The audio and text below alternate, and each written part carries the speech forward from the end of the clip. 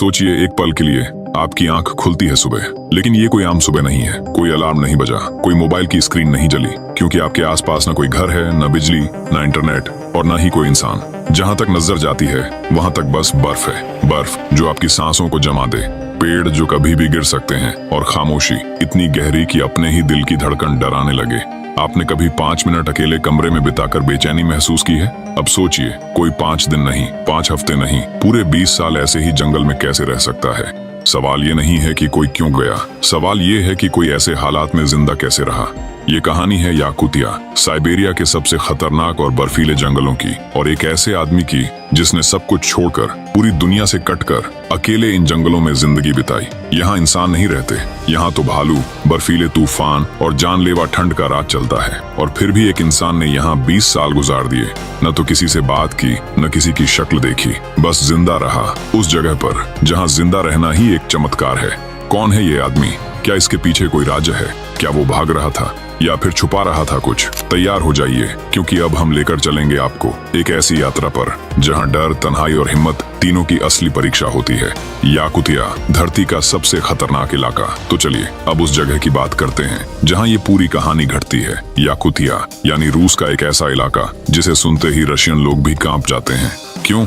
क्योंकि याकुतिया कोई आम इलाका नहीं है। ये दुनिया के सबसे ठंडे, सबसे सुनसान और सबसे खतरनाक इलाकों में से एक है। यहाँ का तापमान 60 डिग्री सेल्सियस से 60 डिग्री सेल्सियस तक जाता है। अब आप सोच रहे होंगे, ठीक है, बहुत ठंड है, लेकिन इतनी भी क्या बड़ी बात? बड़ी बात यह है कि यहाँ सर्दी में आपकी सांस हवा में बर्फ बन जाती है। सिर्फ 10 सेकंड में आपकी त्वचा जलने लगती है। लोहे की चीज छू लो तो चमड़ी वहीं चिपक जाती है। गाड़ी स्टार्ट नहीं होती, मोबाइल फ्रीज हो जाता है, और अगर आप गलती से दस्ताने उतार दो तो उंगलियां हमेशा के लिए चली जाती हैं। और उस पर यह जगह इतनी दूर है कि यहाँ तक पहुँचने के लिए कोई पक्की सड़क तक नहीं। अब सोचिए, इतनी खतरनाक जगह पर कोई इंसान कैसे जिंदा रह सकता है? और सबसे बड़ा सवाल, कोई अपनी मर्जी से यहाँ क्यों जाएगा? यहाँ जंगलों का फैलाव इतना ज्यादा है कि सैटेलाइट से भी हर जगह की निगरानी नहीं हो सकती। यहाँ सूरज कई महीनों तक नहीं निकलता, और जब निकलता है तो तापमान माइनस से ऊपर आने का नाम नहीं लेता। अब आप पूछेंगे, भाई कोई इधर क्यों जाएगा? घूमने, पिकनिक या किसी से छिपने? तो जवाब है, यही हमारी कहानी का हीरो करता है। वो यहाँ आया और 20 साल तक जिया। कभी अकेले आग जलाकर खुद को गर्म किया, कभी जमी हुई मछलियां तोड़कर खाना बनाया। उसने खुद को इस बर्फीले जंगल में बसाया और एक ऐसा जीवन जिया जो सुनने में फिल्म जैसा लगता है, लेकिन असलियत उससे कहीं ज्यादा खतरनाक थी। अब हम जानेंगे कि वो इंसान कौन था और उसने ऐसा कदम क्यों उठाया। लेकिन उससे पहले सोचिए जरा, अगर आपको एक दिन के लिए भी बिना इंटरनेट, बिजली और इंसानों के भेज दिया जाए, क्या आप टिक पाएंगे? ये सिर्फ सर्वाइवल नहीं, ये इंसानी हिम्मत, मनोबल और इच्छा शक्ति की परख है।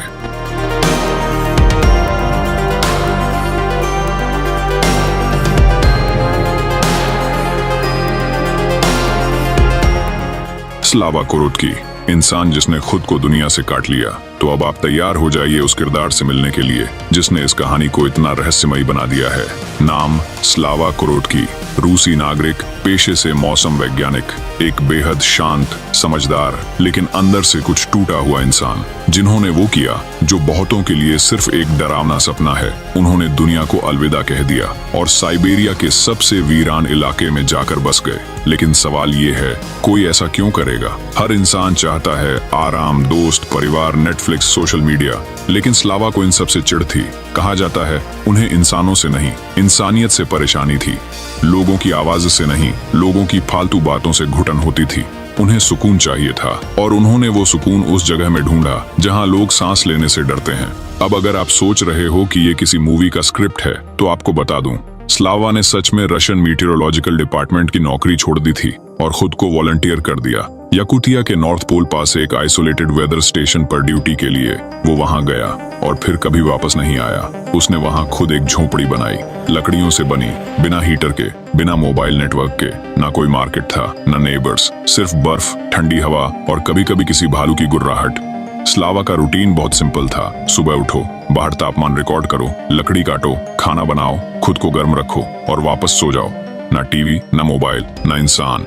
अब आप सोचिए, जब हम 1 घंटे के लिए भी मोबाइल से दूर रहते हैं तो बेचैनी होने लगती है, लेकिन स्लावा ने 20 साल तक किसी इंसान से बात तक नहीं की। और मजे की बात ये कि वो इस सब से खुश था। जब उससे किसी ने पूछा, क्या तुम अकेलेपन से परेशान नहीं होते, तो स्लावा ने कहा, अकेलापन तब होता है जब आप गलत लोगों के साथ होते हो। कभी कभी इंसान दुनिया से नहीं, खुद से भाग रहा होता है, लेकिन स्लावा खुद से नहीं भाग रहा था, वो खुद के और करीब जा रहा था। अब सवाल ये है, क्या ये शांत जीवन उतना भी शांत था, या फिर याकुतिया के जंगलों ने उसे भी अंदर से बदल दिया था? अगले हिस्से में जानेंगे, जब स्लावा के सामने आया मौत का सबसे खतरनाक चेहरा, जब मौत दरवाजे पर थी, याकुतिया की बर्फीली परीक्षा। याकुतिया की सर्दी सिर्फ मौसम नहीं होती, ये मौत का एक निमंत्रण होती है। स्लावा के लिए हर दिन एक जंग थी, खुद से, कुदरत से और कभी कभी भूख और जानवरों से। एक बार की बात है, जनवरी की कड़कड़ाती रात, तापमान था -57 डिग्री सेल्सियस। हवा इतनी तेज थी कि दरवाजे के नीचे से बर्फ अंदर आने लगी थी। स्लावा की झोपड़ी में आग बुझ गई थी, लकड़ियां खत्म हो चुकी थीं। अब आप सोचिए, कमरे का तापमान गिर रहा है, शरीर कांप रहा है और बाहर सिर्फ बर्फ है। वो अकेला था, पास में कोई नहीं, मदद बुलाने का कोई जरिया नहीं। और उस वक्त एक ही सवाल था, आज की रात मैं बचूंगा या नहीं? स्लावा ने अपना मोटा कोट पहना, टॉर्च पकड़ी और निकला झोपड़ी से बाहर। बर्फ के बीच घुटनों तक धंसता हुआ वो जंगल की ओर गया, लकड़ी लाने। लेकिन वो भूल गया था कि वहाँ सिर्फ लकड़ियां नहीं होती, वहाँ शिकारी भी होते हैं। एक झाड़ी के पास जैसे ही वो झुका लकड़ी उठाने के लिए, एक डरावनी गुर्राहट सुनाई दी और सामने था एक भूखा पोलर बेयर। याद रखिए, ये कोई जू नहीं था, ये साइबेरिया था। यहाँ अगर किसी इंसान का मुकाबला भालू से हो जाए तो किताबों में सिर्फ भालू ही जिंदा लिखा जाता है। अब ये कहानी सस्पेंस नहीं, सर्वाइवल बन चुकी थी। स्लावा ने भागने की कोशिश नहीं की, उसने टॉर्च से सीधी रोशनी भालू की आंखों में डाली। एक दांव खेला जो या तो उसे बचा सकता था या उसी वक्त खत्म कर सकता था। भालू कुछ सेकंड रुका, गुर्राया और फिर जंगल की ओर मुड़ गया। उस दिन स्लावा को एहसास हुआ, याकुतिया में मौत हर वक्त तुम्हारे साथ चलती है। सवाल ये नहीं कि वो आएगी, सवाल ये है कि तुम कब उससे आंख मिलाओगे। उस दिन की रात वो लौटा, कांपता हुआ, हांफता हुआ, लेकिन जिंदा। और अगली सुबह जैसे ही सूरज निकला, उसने फिर से तापमान रिकॉर्ड किया, लकड़ी काटी और एक नई दिनचर्या शुरू कर दी। अब आप सोचिए, ऐसी जिंदगी क्या किसी पागलपन की निशानी है या फिर असली आजादी की पहचान? स्लावा की कहानी यहाँ खत्म नहीं होती, बल्कि और गहराई में जाती है। आगे जानेंगे कैसे स्लावा का दिमाग बदलने लगा और तन्हाई ने उसे अंदर से क्या बना डाला। तन्हाई की असली परीक्षा, जब स्लावा खुद से बातें करने लगा। स्लावा का शरीर याकुतिया की ठंड से तो जूझ रहा था, लेकिन असली लड़ाई चल रही थी उसके दिमाग में। 20 साल तक अकेले रहना कोई छोटी बात नहीं है। पहले एक हफ्ते में आपको लगता है कितना शांति है, 1 महीने बाद लगता है कोई होता तो अच्छा होता, और 1 साल के बाद आप खुद से सवाल करने लगते हो, क्या मैं असली हूँ? स्लावा ने खुद स्वीकार किया था कि कई बार उसे ऐसा लगने लगा था जैसे झोपड़ी में वो अकेला नहीं है, कोई उसके पीछे चल रहा है, कोई झोपड़ी के बाहर सांस ले रहा है। कभी कभी वो खुद से जोर जोर से बात करने लगता। एक बार उसने बताया, मैंने एक दिन खुद को बाहर दरवाजे से बात करते हुए पकड़ लिया और वो जवाब भी दे रहा था। ये पढ़कर हंसी आएगी, लेकिन डर भी लगेगा, क्योंकि जब इंसान अकेलेपन में डूबता है तो या तो वो कलाकार बन जाता है या पागल। स्लावा दोनों के बीच झूल रहा था। उसने खुद के लिए एक शेड्यूल बना लिया था, हर चीज का टाइम फिक्स, जागना, खाना, तापमान नोट करना, लकड़ी काटना, ध्यान लगाना, एकदम रोबोट जैसी जिंदगी। क्योंकि उसने एक बात समझ ली थी, अगर दिमाग को काम नहीं देंगे तो वो खुद तुम्हारे साथ खेलने लगेगा। तन्हाई इंसान को मजबूत बनाती है, लेकिन उसी तन्हाई में हम अपनी परछाई से भी डरने लगते हैं। स्लावा की हालत भी ऐसी ही हो गई थी, और सबसे डरावनी बात, उसे अब लोगों की कमी महसूस नहीं होती थी। वो इंसानों से बात करने की इच्छा खो चुका था। उसके लिए अब एक बर्फीली हवा, एक पक्षी की आवाज या आग की जलती लकड़ियां, यही उसकी दुनिया बन गई थी। अब आप सोचिए, क्या आप अपनी सोच को इतना कंट्रोल कर सकते हैं कि 20 साल बिना किसी सोशल इंटरेक्शन के जिंदा रहो?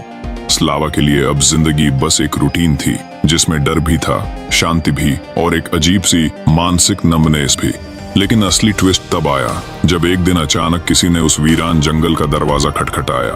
अब कहानी मोड़ लेती है तब, जब 20 साल बाद स्लावा का सामना फिर से किसी इंसान से हुआ। 20 साल बाद इंसान से सामना, जब तन्हाई टूटी और खामोशी चीखने लगी। स्लावा कोरोत्की का रोज की तरह एक आम दिन था। आग जल रही थी, बर्फ गिर रही थी और वो अपने थर्मामीटर से तापमान माप रहा था। लेकिन उसी दिन एक अलग सी आवाज आई, दरवाजे पर किसी ने दस्तक दी। सोचिए जरा, 20 साल से आपने किसी इंसान की आवाज नहीं सुनी हो, ना कोई चेहरा देखा हो, ना किसी से आंखें मिलाई हो, और अचानक कोई आपके दरवाजे पर आ जाए। डर लगेगा या खुशी होगी, या शायद दोनों। स्लावा ने दरवाजा खोला। सामने खड़े थे 2 डॉक्यूमेंट्री फिल्म मेकर, रूस से आए थे। वो स्लावा की अनसुनी कहानी को कैमरे में कैद करने आए थे। पहले स्लावा चौंका। उसकी आंखों में डर भी था, हैरानी भी और गुस्सा भी। 20 साल की शांति एकदम से टूट चुकी थी। उन्होंने पूछा, आपको कैसा लगता है यहाँ अकेले? स्लावा ने कहा, अब तुमसे बात करने में अजीब लग रहा है। मुझे आदत छूट गई है इंसानों की। एक पॉज लिया और फिर कहा, तुम लोगों की आंखों में ज्यादा शोर होता है। अब ये लाइन सुनने में आर्टिस्टिक लगे, लेकिन उसके पीछे की सच्चाई बहुत भारी है। 20 साल की तन्हाई ने स्लावा को ऐसा बना दिया था कि उसकी आंखें अब इंसानों को पढ़ नहीं सकती थीं, और उसका दिल अब भावनाएं महसूस नहीं करता था। डॉक्यूमेंट्री टीम ने उसके झोपड़ी की शूटिंग की, कैसे वो लकड़ी काटता है, खाना बनाता है, तापमान रिकॉर्ड करता है, अकेले बैठता है। लेकिन स्लावा ने कैमरे से ज्यादा खुद को देखा उस दिन। उसने पहली बार आईने में खुद को गौर से देखा। बाल बर्फ की तरह सफेद, आंखें गहरी और चेहरा ऐसा मानो वक्त उसे धीरे धीरे मिटा रहा हो। डॉक्यूमेंट्री का नाम रखा गया वेदरमैन, और जब ये फिल्म दुनिया के सामने आई, लोग चौंक गए, रो दिए और पूछा, क्या कोई वाकई ऐसा जीवन जी सकता है? लेकिन स्लावा के लिए वो जिंदगी नहीं, आजादी थी। उसने खुद को दुनिया से नहीं, दुनिया को खुद से दूर किया था। अब सवाल ये नहीं बचा कि वो क्यों गया, सवाल ये रह गया, वो वापस क्यों नहीं आया। और अगली कहानी में हम जानेंगे जब स्लावा को मिला एक और ऑफर दुनिया में वापस लौटने का, लेकिन उसने किया क्या। स्लावा की चुप्पी हमारी चीख से कहीं ज्यादा गूंजती है। जब डॉक्यूमेंट्री वायरल हुई तो बहुत लोगों ने स्लावा को ऑफर दिया, शहर लौट आओ, तुम्हारे लिए घर बना देंगे, तुमसे लोग मिलना चाहते हैं। लेकिन स्लावा ने सबको एक ही जवाब दिया, मुझे वहां कुछ नहीं चाहिए। जहां वक्त भागता है लेकिन जिंदगी ठहर जाती है। उसने फिर से अपना बैग उठाया, लकड़ियां इकट्ठी की और चला गया याकुतिया के उस कोने में, जहां मोबाइल नेटवर्क नहीं, इंसान नहीं, सिर्फ बर्फ है और अकेलापन। अब आप सोचिए, क्या ये आजादी है या भागना? क्या ये हिम्मत है या हार? शायद हम कभी नहीं समझ पाएंगे, क्योंकि स्लावा की जिंदगी उस दुनिया में चलती है जहां घड़ियां नहीं टिक टिक करती, बल्कि बर्फ की दरारें बताती हैं कि वक्त बदल रहा है। हम में से हर कोई स्लावा नहीं बन सकता, ना हमें इतनी हिम्मत है, ना इतनी खामोशी। लेकिन उसकी कहानी हमें ये सिखाती है कि कभी कभी शांति पाने के लिए आपको सबसे तेज दुनिया से कटना पड़ता है। स्लावा ने कुछ खोया, लोगों से संपर्क, आराम, समाज, लेकिन जो पाया वो शायद हम समझ भी नहीं सकते।